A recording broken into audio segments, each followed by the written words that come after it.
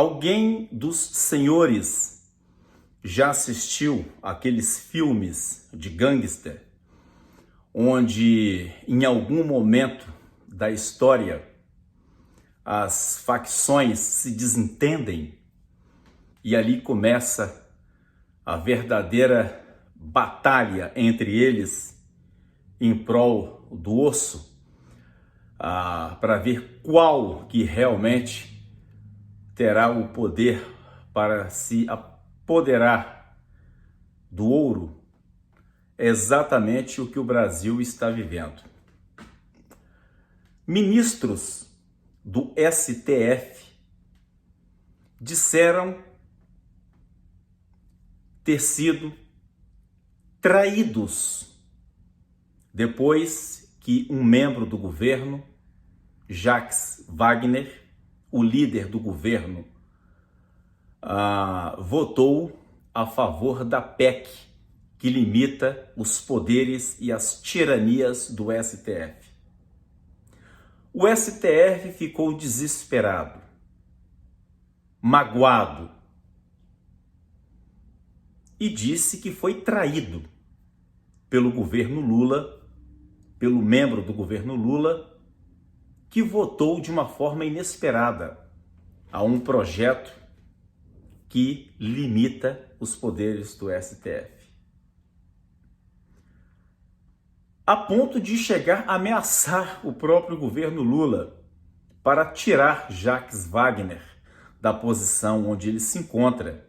Caso contrário, o STF não iria aprovar ou comungar das mesmas ideias do governo Lula. Aí é que está o grande X da questão. O STF diz que foi traído pelo governo.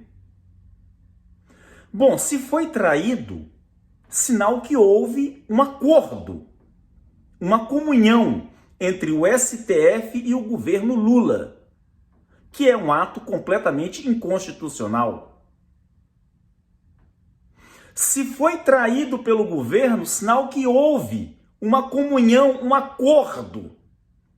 E que acordo cabuloso é este que a nação brasileira não está sabendo? Aí vamos ao passado, a um passado recente. O Lula teve os seus processos anulados porque por uma falácia disseram que ele não deveria ter sido julgado no Paraná, e sim em Brasília. Eles tiraram esta mágica da cartola como desculpa para anular a condenação de Lula. Lula teve a sua condenação anulada porque, segundo o STF, não deveria ter sido realizada no Paraná, em Curitiba, e sim em Brasília, o que é algo completamente estúpido e que não engana ninguém. Arrumaram essa desculpa. Depois, o Lula foi inocentado por Edson Fachin, naturalmente. E depois foi colocado no pleito eleitoral. E que depois, neste período da campanha, o candidato Jair Bolsonaro foi completamente atacado pelo STF, que blindou Lula, que protegeu Lula, a ponto de censurar a Jovem Pan e proibir e intimar a Jovem Pan. E fazer a Jovem Pan pedir desculpas por alguma fala, ameaçando a Jovem Pan e também outros produtores de conteúdo pela internet afora. O STF blindou, protegeu, adubou o Lula no período da campanha, o que é algo completamente sinistro e inconstitucional. Em contrapartida, permitiu com que a esquerda atacasse o candidato Bolsonaro. Houve abertamente um apoio do STF ao rei dos ladrões, o Lula. Depois de eleito, o Lula começou a sua devastação pela economia brasileira e o STF calado. Por coisas mínimas, o Bolsonaro foi perseguido pelo STF.